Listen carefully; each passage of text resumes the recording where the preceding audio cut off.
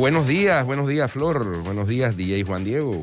Buenos días, alegría. Buenos días a los radioescuchas que nos sintonizan en las frecuencias de Telemetro Radio. Nos ven por streaming a través de Metcon Go, en RPC Televisión, Canal 4, señal de televisión abierta, y en las plataformas de YouTube de Cuarto Poder. Bienvenidos a la emisión de hoy, jueves 19 de mayo del año 2022. Buen día, Tenógenes. Buenos días, Guido. ¿Cómo te sientes? Perfecto. Qué bueno, Tú sabes que realmente eres el vivo ejemplo de que las vacunas funcionan. Funcionan y funcionan muy bien. Durante los días que estuve, desde que me detectaron positivo de COVID, no sentí nada, salvo el sábado. No sentí ningún síntoma, quiero decir.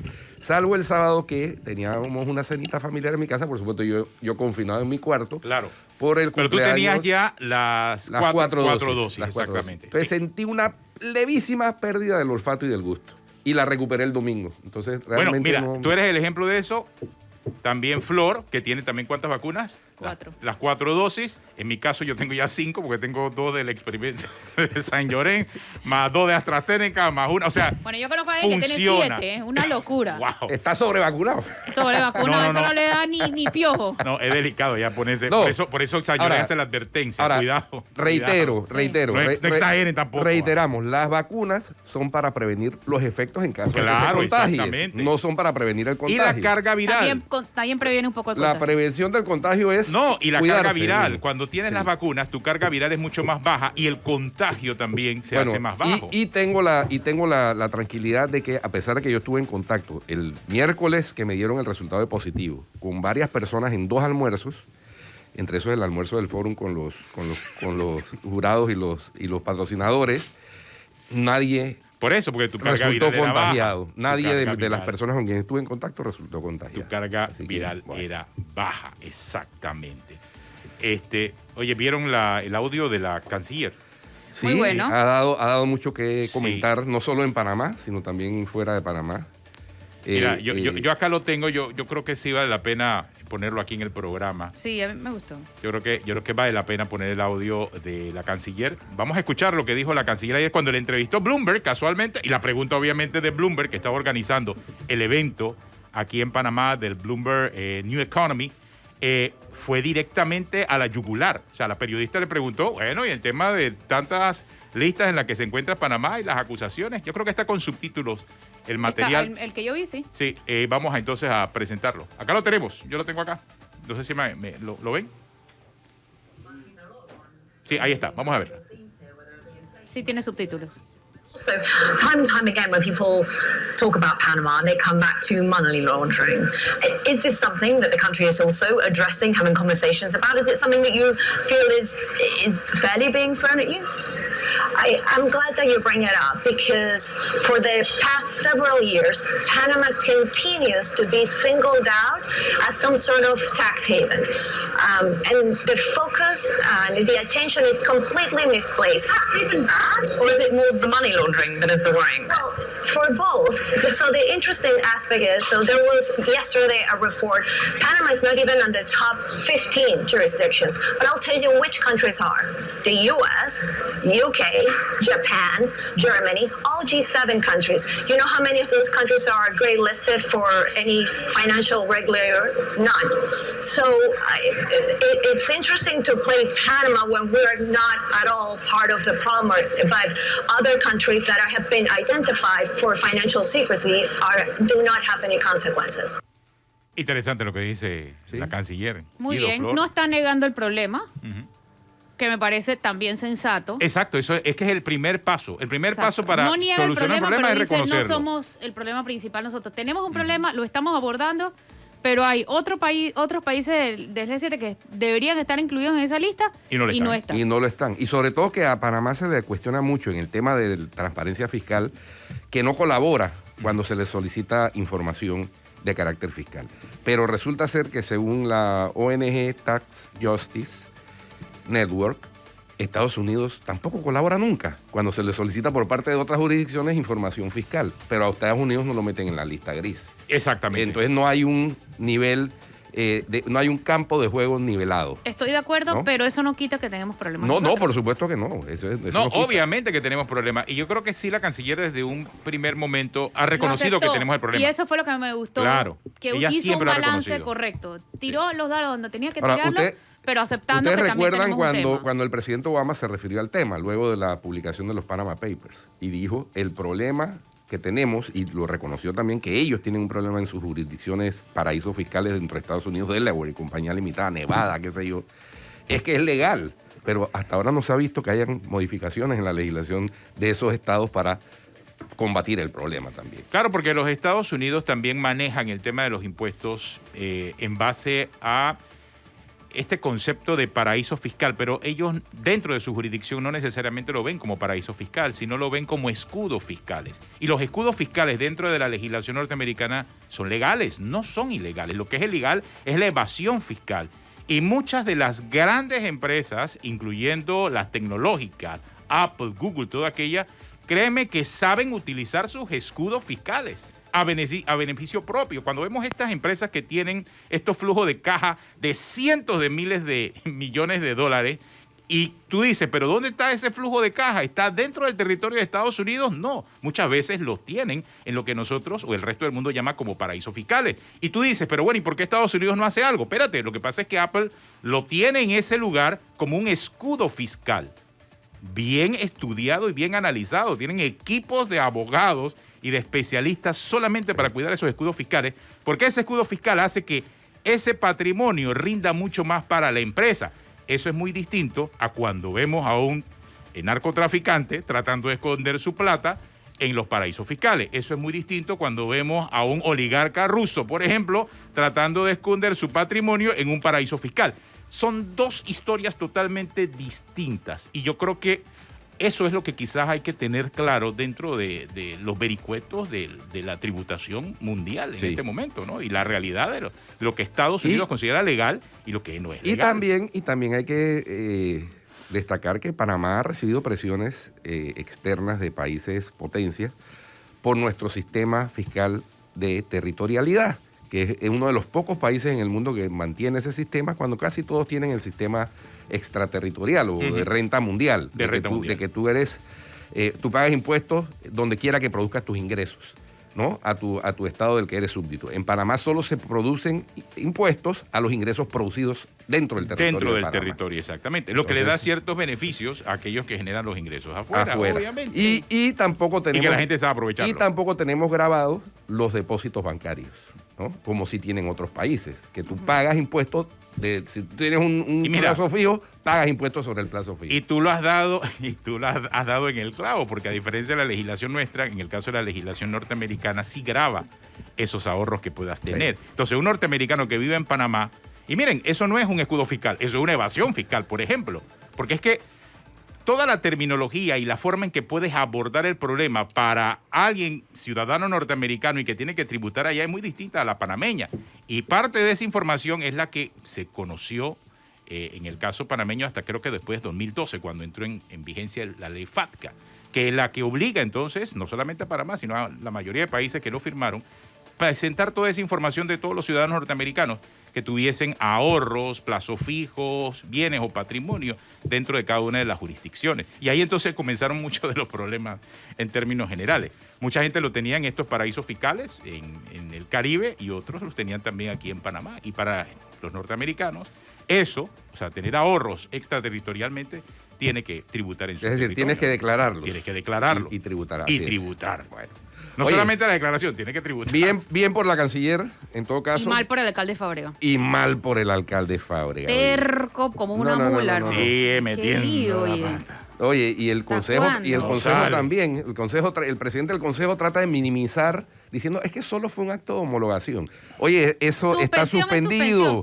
Está suspendido por una juez de la República, por una jueza de la República. Están en desacato haciendo ese tipo de actos sobre algo que está suspendido por orden de un juez. Entonces, yo no sé en qué idioma tienen que entenderlo. No sé, pero ¿qué sigue? Si él sigue, a pesar como está siguiendo, ¿qué es lo que sigue? Los que interpusieron el amparo van a tener que pedir que lo declaren en desacato, que está Y desacatando lo tienen una... que pedir está- ya la jueza que al está ver su desacatando orden. una orden judicial. Bueno, evidentemente la jueza pudiera actuar motu propio, pero yo creo que el señor Pinedo y todos los otros que interpusieron ese amparo van a solicitarle a la juez que sea declarado en desacato. A ver si así sí. A ver si No, así para bola. y eso de ni hablar de una de las empresas que está involucrada en este caso del mercado de marisco, que dice que está sancionada por casos de corrupción. Por Sí. el BID. Más allá de lo que estamos Una hablando. empresa ¿no? de origen español. Y la No, otra, no, aparentemente, es una empresa aseguradora. aseguradora que acude a este tipo de actos para buscar clientes, según la explicación que No, dieron. de verdad que Pero- por donde pero- lo veas eso está mal. Todo Así está es. mal. No, Lo no, que, no, no. y lo que mal empieza, mal sigue y muy mal termina. Así es. O sea, no sé a qué está jugando, pero yo creo que está estirando demasiado esa cuerda ya. Oye, ¿y el Yo fuero creo electoral penal? Dice Bueno, que hoy hay un proceso... Hoy se de reivindica, bueno, es lo que han dicho hasta ahora, no sé, a las 8 de la mañana supuestamente iba a conocerse, pero hoy debe reivindicarse el magistrado Junca. Bueno, no sé, pues es lo que se dice. ¿Se acuerdan que les dije que no se Dice. sorprendieran de Dice. que fallara en ese sentido? Dice. Porque son dos cosas distintas. Claro. En este caso se está levantando por el tema de las irregularidades esas en las elecciones de cambio democrático, por la posposición de todos esos procesos electorales, y por lo tanto, como han sido pospuestos, no se puede mantener el fuero. Esa es la filosofía que supongo inspiró esta decisión del magistrado ponente, que fue el mismo magistrado Junca. Vamos a ver. Ahora, lo de la audiencia de New Business, entiendo, Atenógenes, no sé si has recibido información, y Flor, de que igual había varios de los Sí. imputados o los involucrados que no se iban a presentar por diferentes excusas. Sí, Entonces, lo más exactamente. posible es que también se posponga la audiencia. Lo más probable es que todo indica que se va a posponer, Sí. de eso no hay duda, y no necesariamente por Ricardo Martinelli, que no tendría fuero electoral. No Qué tendría cosa de la fuero, vida, pero ¿no? bueno, ahora empieza de vuelta la andadera. Cuidado que se declara mujer menstruante también. Persona menstruante. Eso. Persona menstruante. Persona Pero menstruante. eso no es una incapacidad. Eso no es una incapacidad. ¿Tú qué Eso no sabes es- en su caso? Si le dan los cólicos, eso que la mujer le diga que trepase en la pared de ir al hospital y que póngame algo para el dolor. ¿Tú qué sabes? Puede ser de las... Yo conozco mujeres así, poquitas, pero... ¿Tú qué sabes? Ah, Flor. No lo Por cierto. subestimes. Por cierto, yo creo que hay que sensibilizar a la población sobre lo que tú acabas de decir de la persona menstruante. Creo que sí hay, yo ayer vi que inclusive personas que están muy al día con los temas esto de inclusión, opinaron y quizás se equivocaron en su opinión sobre la utilización del término de parte del diputado Juan Diego Vázquez, que creo que lo dijo en un programa que tiene casualmente Mayer Mizrachi en YouTube, me parece. Ujú. Sí hay que sensibilizar a la comunidad sobre estos temas. La gente Porque, ha saltado mucho. Y a mí porque- también me hace ruido y lo entiendo. sí, pero es lo que viene. inclusión. Aunque no nos guste, Es es lo que inclusión. viene, es inclusivo, es un Sí. lenguaje inclusivo. Ahora, Aunque a algunos no les guste, es un lenguaje inclusivo y es lo que viene, señores. No se pueden sí. resistir al cambio. Después de Es difícil. después de plantear varias inquietudes con relación al tema, porque esto surgió en Chile a raíz de un Sí. de un proyecto de ley en Chile, pero que en Panamá también hay un proyecto similar. Sí, pero ahí escribía una periodista chilena que eso es falso. No, sí, es falso que se cambie el término mujer. Es falso. Definitivamente que esa fue una mala interpretación y muy malos titulares en ese sentido. Claro, no se cambia el obviamente, término mujer. sí. Lo que busca esta disposición o esta legislación es que las personas, y eso me lo explicaron en detalle, y me parece lógico además, que las personas que son mujeres que se transforman en hombres, es decir, hombres trans, Exactamente. Por ahí que es la cosa. siguen siendo menstruantes, no queden desprotegidas de las leyes de salubridad para las personas menstruantes. Correcto. Entonces, por eso se utiliza el término personas menstruantes. Esa es la explicación lógica y tiene todo el sentido del mundo. Sí. Simplemente entiendo, lo nuevo siempre genera rechazo, pero tenemos que saber que eso es inclusión. Nos guste, nos haga ruido o no, eso es inclusión. Sí, definitivamente. No, también porque, no, imagínate por dónde iba el asunto, porque al hablar de persona menstruante, decían muchas mujeres, ¿qué pasa? Y si ya yo estoy en la menopausia, si ya no estoy menstruando, entonces el término me excluye. Y por eso es que hay que poner las cosas en contexto y cabría traer a un especialista que pueda explicar eso para orientación a la comunidad. Y esto no es si uno está a favor o en contra, o si es progres o si es conservador. No. Realmente es más en función de orientación a la comunidad, Así es. acerca de términos que son los que van a dominar y el tiene léxico que ver de aquí en adelante. Y tiene que ver con acceso equitativo a las medidas de salubridad. Exactamente. Para prevenir infecciones, etcétera, ese tipo de cosas, para tener acceso a toallas sanitarias a precios razonables, todo ese tipo de cosas. Por eso es que se utilizó el término persona menstruante, porque hay muchos que nacieron mujer, pero que ahora son hombres. Exacto, porque el objetivo... así es, y el objetivo estarían no excluidos si se usa el término mujer. Claro, pero el objetivo no es eliminar el término. También No es. Muy bien lo dijo Flor, eso también se aclaró, que no es que en Chile se estaba eliminando el término mujer por persona menstruante. No, eso tiene más que nada que ver con... y esto se origina específicamente en la legislación española, que es lo que tengo entendido del año 2011, la Federación Estatal de Lesbianas, Gays, Personas Trans y Bisexuales.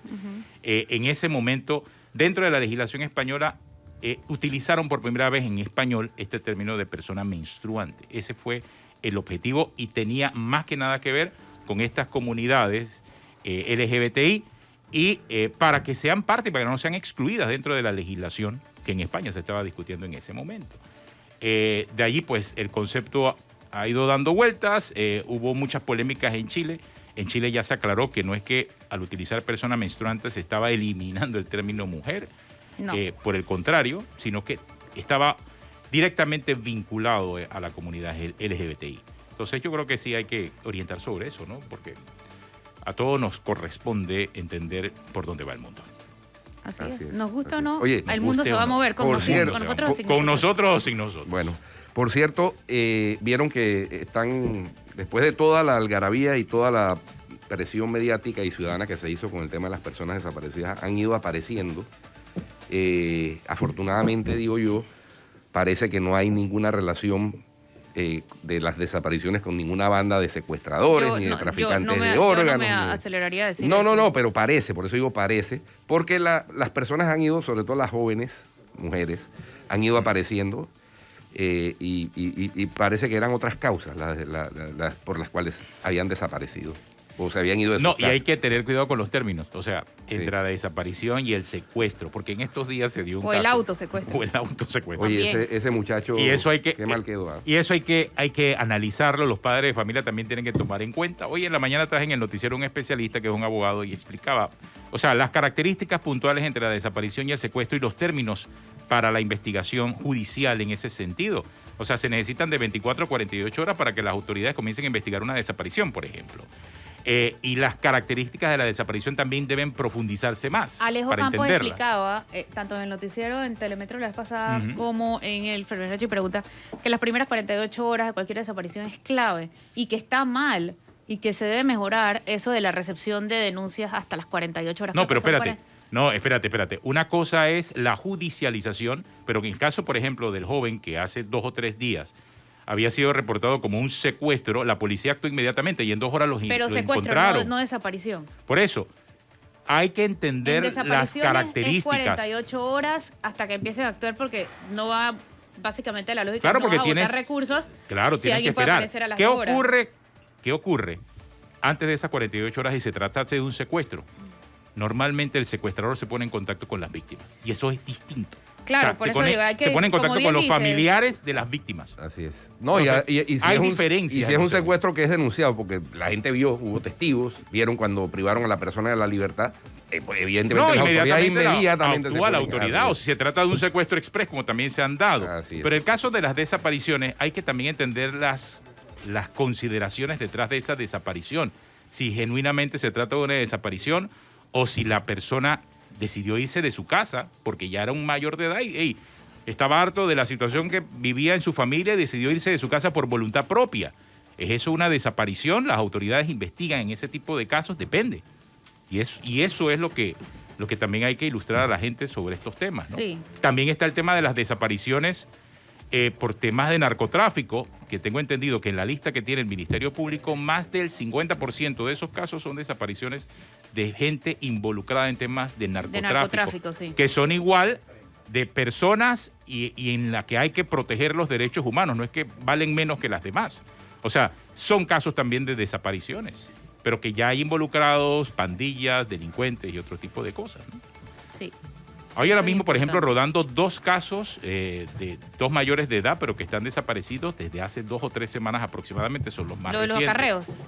En el caso de los acarreos hay 2 más todavía, o sea, estamos hablando de 4, porque el caso de los acarreos sí está preocupando a las autoridades por lo que veo, porque parece que se trata de una organización que no solamente se roba los autos, sino que desaparece a las personas. Así es. Ese es un caso ya grave y está a otro nivel. Sí. Sí, sí. Vamos a cambio, ya volvemos, tenemos a nuestra invitada en línea, no se vayan.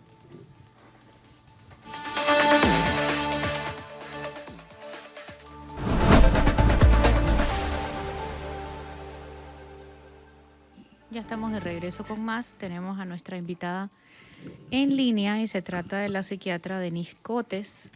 Hoy vamos a hablar un poco de salud mental, ese tema que no debemos olvidar, no solo cuando se registra un suicidio mediático, ¿no? Entonces, ya tenemos a nuestra invitada en línea. Denise, bienvenida a Cuarto Poder.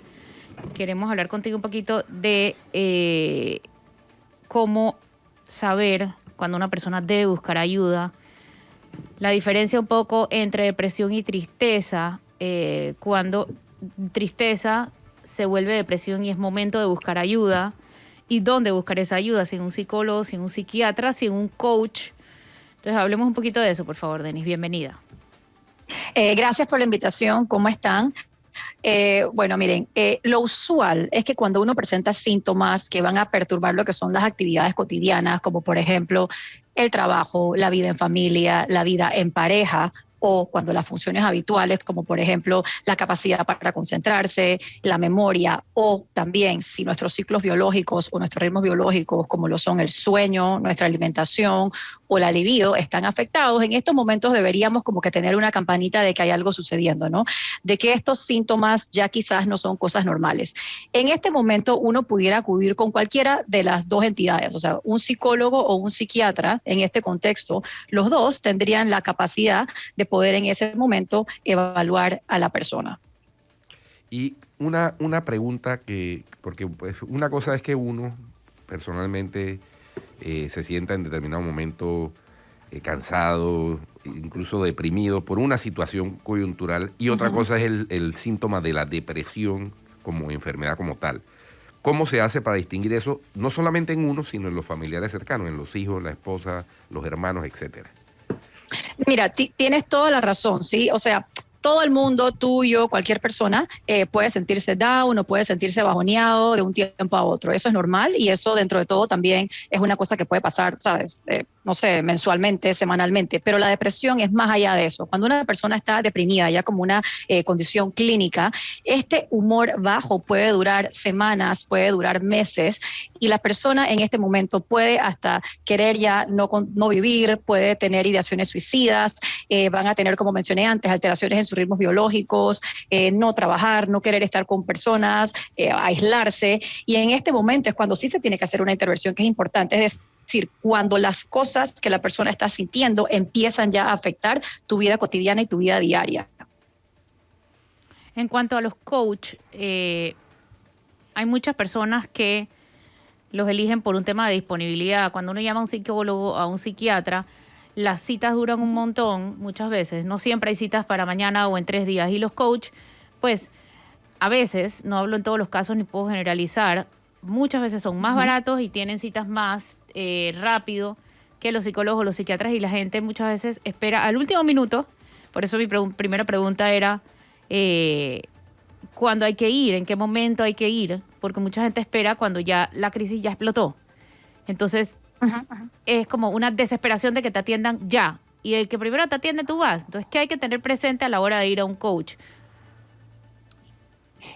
Sí, o sea, como lo mencionaste, o sea, ir a un coach, no, o sea, tampoco es algo que sea malo. Un coach tiene ciertas habilidades, la única diferencia es que a diferencia de los psiquiatras y de los psicólogos, el coach no va a tener un entrenamiento en lo que es salud mental, ¿sí? O sea, el coach va a tener una orientación más en ayudarte con algún problema en específico. Sin embargo, si en ese momento lo que la persona tiene es, por ejemplo, ansiedad o la persona tiene depresión, yo creo que lo más indicado sería ir con un psiquiatra o con un psicólogo, ¿sí? Los coaches están más enfocados en ayudarte a alcanzar algún tipo de meta, especialmente empresarial, cuando en cambio nosotros, los psicólogos o los psiquiatras, estamos mucho más orientados en ayudar a solucionar cosas que tengan que ver con el enfoque en el presente y en el pasado.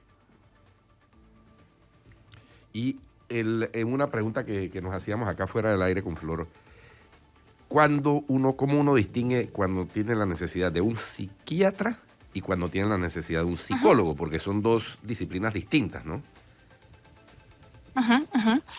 Mira, son disciplinas que son distintas, pero a la vez son intervenciones complementarias. Es decir, el psicólogo va a tratar el problema modificando la situación que esté presente mediante rehabilitación psicológica de los pensamientos, emociones y conductas. En cambio, el psiquiatra se va a centrar más en reequilibrar o curar o tratar lo que es la parte biológica, ¿no? Esto dicho así en español, claro, yo siento que al ser situaciones que son complementarias, lo que uno puede hacer es lo siguiente, o sea, si el psicólogo siente que se necesita un psiquiatra, el psicólogo va a llamar al psiquiatra, así como si el psiquiatra siente que el paciente también necesita una intervención psicológica, lo va a llamar, o sea que lo mejor es que se trabaje en conjunto. Dicho esto también, si la situación o la condición que tiene el paciente se tienen dudas de que puede ser algo médico, esto sí se inclina más a que el paciente tiene que ir con un psiquiatra, ya que nosotros vamos a descartar si el paciente pudiera tener alguna enfermedad sistémica que pudiera también estar causando los síntomas que presenta el paciente, ya que muchas veces un paciente puede estar deprimido o presentar síntomas ansiosos y no necesariamente que sea un trastorno mental, puede ser secundario a una enfermedad sistémica. Y por otro lado, Denise, también se pudiera elegir a un psiquiatra terapeuta, que sería como un 2 en 1, en verdad. O sea, yo siento que, por ejemplo, yo soy psiquiatra y también soy terapeuta, sin embargo, yo también derivo a pacientes con psicólogos porque existen distintos tipos de terapia y para los distintos tipos de enfermedades que existen hay ciertos tipos de terapias que son mejor. O sea que sí, uno pudiera ir con un psiquiatra que también sea terapeuta, sin embargo, hay muchas veces que también utilizar a un psicólogo que ayude es bueno. Por ejemplo, yo no aplico pruebas que aplican los psicólogos, entonces muchas veces también eso es necesario. Yo soy de las que pienso que entre más personas puedan ayudar al paciente y más personas en conjunto lo puedan hacer, es mejor. Guido. No, interesante intercambiar estas opiniones con Denise, que es una psiquiatra especialista en el tema, porque el tema de la salud mental, Flor y Denise, siempre ha sido como una especie de tabú, ¿no?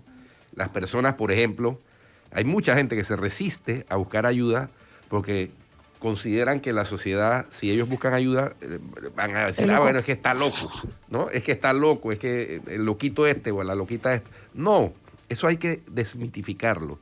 La salud mental es parte de nuestra salud biológica y requiere atención.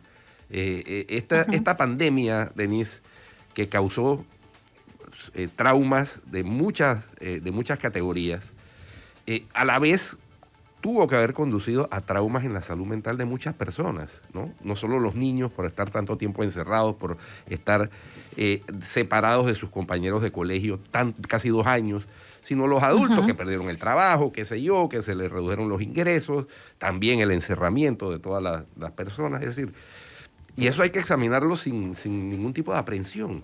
Es decir, yo realmente ahí hay que trabajar mucho en comunicación y en que la gente sea proactiva en cuidarse de su salud mental.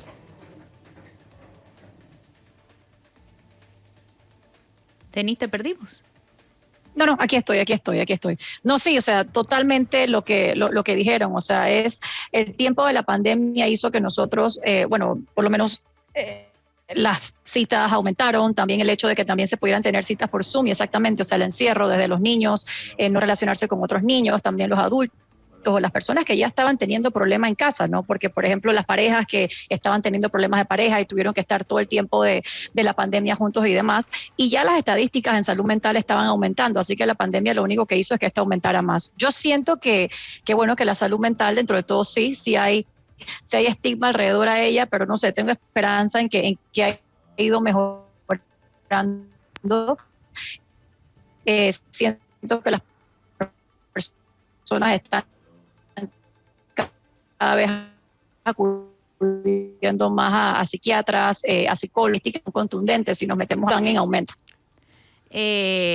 Denise, en cuanto a las desapariciones que hemos visto, ¿qué consideraciones hay que tener antes de opinar acerca de ellas? Porque, mira, aparece alguien con vida y dice, no, es que estaba en andanzas, o se fue porque quería, y tiene a todo el mundo esperando y preocupado y no aparecía. Hay mucho juicio alrededor de las personas que desaparecen y aparecen con vida. Se les revictimiza cuando muchas veces hay algo detrás de peso por la que esa persona decidió desaparecer. ¿Qué consideraciones, como preguntaba, hay que tener en cuanto a las desapariciones, Denise?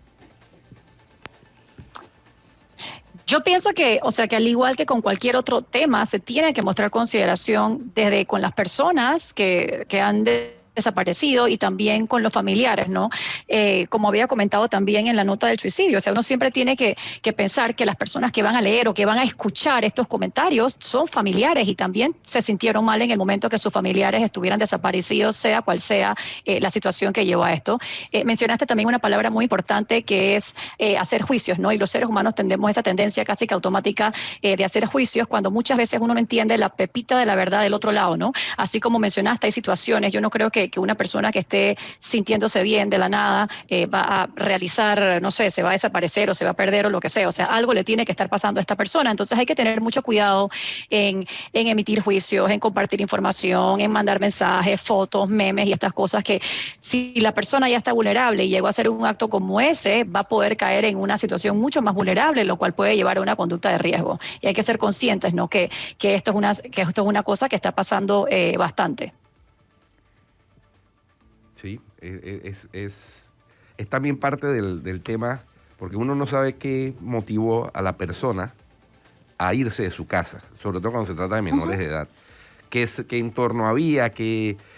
No sé, pueden ser miles de situaciones. Es que la cabeza o el cerebro humano es tan a veces tan misterioso, tan insondiable, Flor y Denise. Y desafortunadamente en las sociedades se tiende a hacer prejuicios, ¿no? Sin conocer las causas completas que pueden haber motivado una decisión. Entonces, todo eso hace parte de docencia que hay que hacer y sensibilización social que hay que hacer. Y es deber de los medios de comunicación contribuir con eso. Por eso nosotros tenemos estos espacios en un programa como este, que es un programa de opinión, pero que también podemos abordar temas multidisciplinarios como este de la salud mental.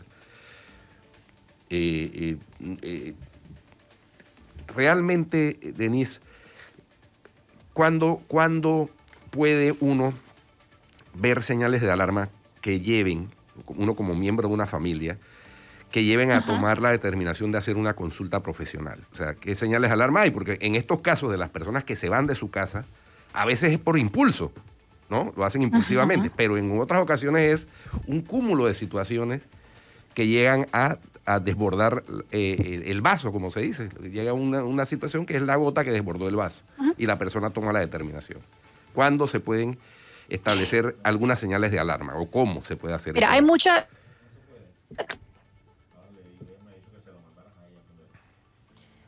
Denise, ¿te tenemos? Hay problemas con el internet. Se frició. Sí, mira, ¿Ya? puede haber muchas señales de alarma, o sea, de hecho, desde que... ¿Aló? ¿Me escucha? Sí. Sí, ahora sí. ¿Sí? ¿Aló? Sí, te escuchamos. ¿Sí? ¿Me escuchan? Sí. Bueno, comentaba que hay muchas señales de alarma en casos como esto, ¿no? O sea, número uno, las personas pueden empezar a hacer comentarios tipo... ¿y si no existiera? ¿Y si me fuera? Siento que soy una carga para los demás, comentarle a amistades que me siento que soy una carga, no sirvo para nada, hablar sobre sentimientos de culpa, no sirvo en el trabajo. Las personas a veces pueden tener tendencias también a aislarse de sus amistades, aislarse de sus familiares, pérdida de interés por cosas que les gustan, no sé, si es un chico o una chica que les gusta jugar fútbol, de repente dejan de ir a sus prácticas de fútbol, o si es un adulto que le gusta salir con sus amigos, no sé, una vez a la semana, deja de hacer estas cosas. Las personas usualmente los días previos pueden tener una, no sé, agitación o inquietud que va en aumento, regalar cosas de uno mismo, tener dificultad para concentrarse o pensar con claridad. O sea, si una persona está elucubrando un plan de esta manera, yo puedo asegurar que días antes la persona va a estar completamente desconcentrada, tener conductas de riesgo, de repente ya la persona se ha perdido 1 o 2 días anteriormente, aumento de sustancias, si la persona tiene tendencias a tomar, de repente está tomando un poquito más, fumando un poquito más, consumiendo drogas, perder en interés, no sé, si es una persona en edad escolar, en la escuela, empiezan a sacar malas notas, no quiere ir a la escuela, etcétera, etcétera. O sea, que si uno en verdad observa y uno escucha y uno mantiene, ¿sabes?, las antenitas así de vinil paradas, uno puede quizás abrir los canales de comunicación con los familiares o con las amistades, expresando preocupación, apoyo, amor, etcétera, etcétera, para poder también indagar y obtener un poquito de más información de qué es lo que está sucediendo en estos momentos. Es decir, hay que estar siempre en comunicación con las personas para poder detectar esas señales tempranamente. Por supuesto. Mira, Denise, alguien me pregunta, me pide preguntarte algo y es lo siguiente. ¿Es real que la depresión y la ansiedad se pueden curar o solo se llegan a controlar y la persona siempre corre el riesgo de recaer? Digo, todo va a depender porque existen distintos tipos de depresiones. Hay depresiones que se pueden curar, hay personas que también les pasa lo contrario, o sea, que tienen tendencias a tener algunos trastornos depresivos que son recurrentes, o sea, que esto va a ser muy específico, va a ser específico en cada persona. Hay personas que también presentan ansiedades muy puntuales, ansiedades asociadas al contexto, y hay personas que sí presentan un trastorno de ansiedad generalizada, que probablemente sí sea algo que le va a durar a largo plazo. Y en cuanto a los factores de la depresión, preguntan si es hereditaria la depresión o se dispara con factores externos psicosociales. Ambas. Sí existe sí existen rasgos hereditarios en cuanto a la depresión. Entonces, si aunamos esto a factores psicosociales, obviamente esta persona va a tener mucho más chances o mucho más riesgo de presentar depresión totalmente. O en la otra, si una persona no tiene una carga genética para depresión y presenta muchos factores psicosociales, también es una persona que va a estar con mucho más riesgo de presentar una depresión, sin embargo, en menos cantidad que una persona que sí tuviera antecedentes hereditarios. Ok. Denise, ¿algo más que nos quieras comentar? Sabes que yo tengo una duda y no sé cuál es tu visión al respecto. Yo siento que la pandemia, lo mencionaba Guido, ha tenido efectos en la ciudadanía a nivel personal, adultos, niños, en todos los ámbitos y aspectos de la vida. Pero la sociedad per se ha vuelto más tolerante, más comprensiva, más humana o más intolerante, más egoísta, más egocéntrica? Bueno, de repente mi opinión acerca de eso va a estar un poquito biased porque lo que yo por lo menos veo en mi consultorio, yo siento a las personas más lo que les pudiera afectar, y al verse afectados ya sea de maneras económicas o con problemas familiares en casa, etcétera, etcétera, han podido tener un poquito de, como quien dice, un encuentro más cercano con la salud mental. Y sí siento que la pandemia ha contribuido en una manera positiva a esto, ¿no? Muchas más personas han buscado psicólogos, psiquiatras, etcétera, y se han dado cuenta de que en verdad la salud mental es importante, así como cualquier otra enfermedad que alguien puede tener. Y lo otro son las maneras en las que nos referimos a otros, ya sea a su aspecto físico, comentarios físicos, o referirnos a otro con sus temas de salud mental. Es que es un loco, es un bipolar, es anoréxico, es etcétera, ¿no? Entonces, ¿cómo afecta esto a la otra persona y cuál es el efecto que tiene esto en las personas, por ejemplo, que sí son bipolares, pero que por estos estigmas no buscan ayuda a tiempo? Mira, yo siento que también las palabras son muy importantes y eso es una cosa donde todos y cada uno de nosotros podemos tener el poder de ayudar a la gente y ser verdaderamente inclusivo, ¿no? Yo siento que uno tiene que utilizar los términos correctos, ya que las palabras en verdad importan. Las palabras pueden hacer que uno empiece a cultivar lo que es la comprensión, el respeto, los valores sociales con las personas y por supuesto que las personas se sienten mal cuando uno utiliza estas palabras así arbitrariamente y digo, eso nos puede pasar a todos, por ejemplo, los términos bipolar, los términos estás loca, o sea, por lo menos las mujeres no dicen mucho eso.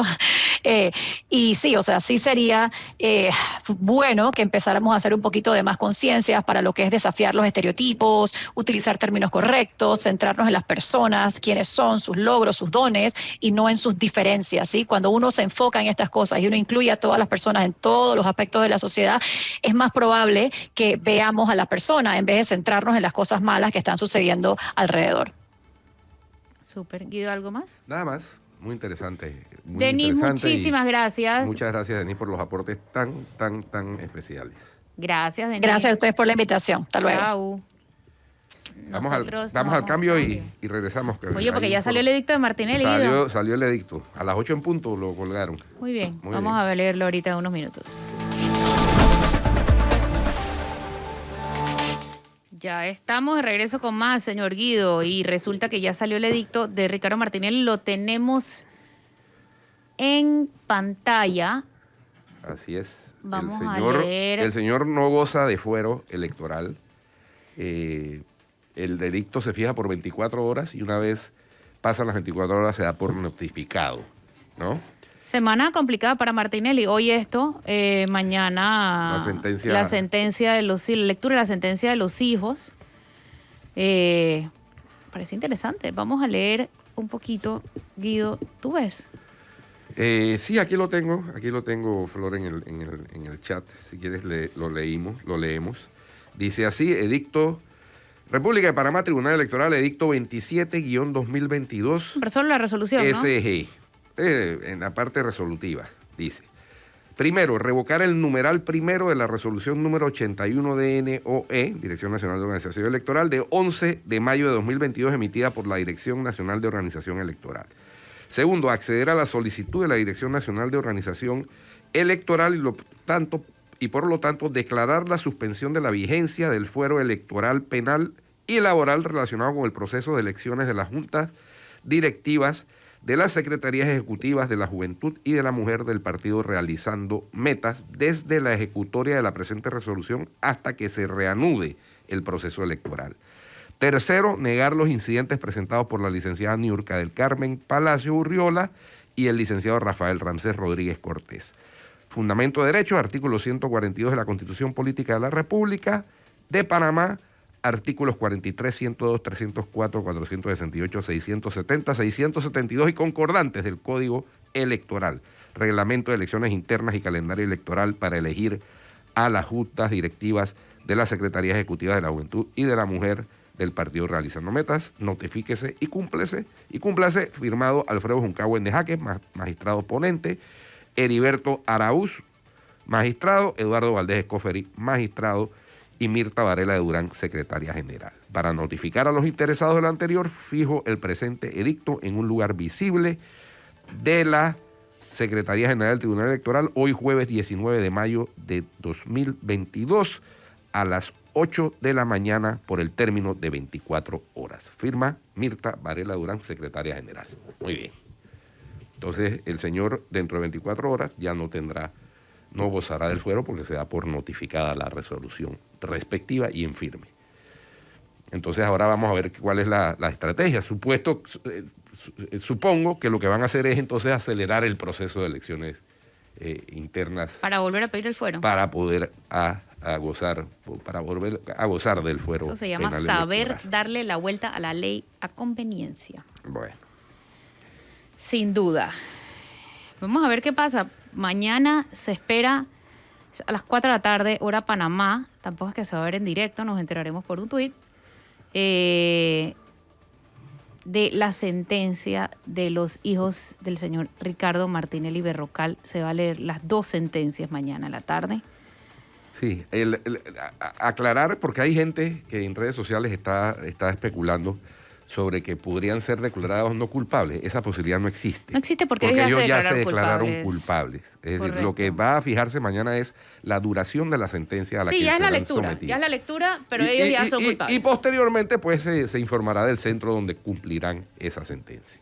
Vamos a ver, como dijo Rodrigo Noriega en su análisis, creo que hace como una semana en la prensa, hay que ver si los mandan a la misma cárcel o no los mandan a la misma cárcel. Y él citó el ejemplo de unos hermanos que mataron a los padres y ellos no estuvieron juntos hasta hace un par de años, que los pusieron entonces en la misma cárcel, pero en pabellones distintos, o sea que al final era como si no estuvieran juntos, ¿no? Vamos a ver separados. qué sucede en este caso y cuál es la reacción del padre, que no sé si te has dado cuenta, ha tenido una actitud muy, pero muy precavida y cautelosa a la hora de emitir comentarios. Él habla de todo y de todos, menos del caso de los hijos. Sí. Pues porque obviamente si no estaba la sentencia leída, cualquier cosa que él diga puede usarse en su contra o en la contra de sus hijos. Él no puede hablar mal de la justicia estadounidense en este momento, tampoco puede hablar otros detalles del caso, porque, como digo, de bobo no tiene un pelo. En la última comunicación en que se refirió al tema, envió un mensaje de que estaban ganando. Sí, No, pero digamos que no emite, no se pone con todos sus ataques e insultos que se pone con todo el mundo, con Estados Unidos, porque obviamente el sartén, el mango de ese sartén lo tienen ellos, no Así él es. en este caso. Así que vamos a ver si después de mañana sí hay una reacción al respecto. Y si le sumamos, Flor, las declaraciones o la sustentación que hizo la embajadora, la nueva embajadora designada, Mari Carmen Aponte, de que una de sus misiones cuando venga a Panamá a encabezar la misión norteamericana, la embajada, va a ser contribuir en la lucha contra la corrupción, que es creciente en Panamá. Bueno, ahí tenemos un mensaje clarísimo. Sí, claro, aunque yo no sé si ellos por lo cuando menos hablan de corrupción se dan por aludidos. De verdad, yo no lo sé. Por lo menos del Departamento de Estado de los Estados Unidos. Recordemos que Estados Unidos es un monstruo de 1000 cabezas, ¿no? Ahora lo de mañana es en el Departamento de Justicia. Esto sería de Estado. La justicia. Esto acá es la parte política, que es el Departamento de Estado. Correcto. Pero bueno. Así que bueno, se nos acabó el tiempo. Gracias por acompañarnos. Nos vemos mañana. Nos vemos mañana. Mañana vamos a tener un invitado muy especial, así que estén pendientes. Chao. Chao.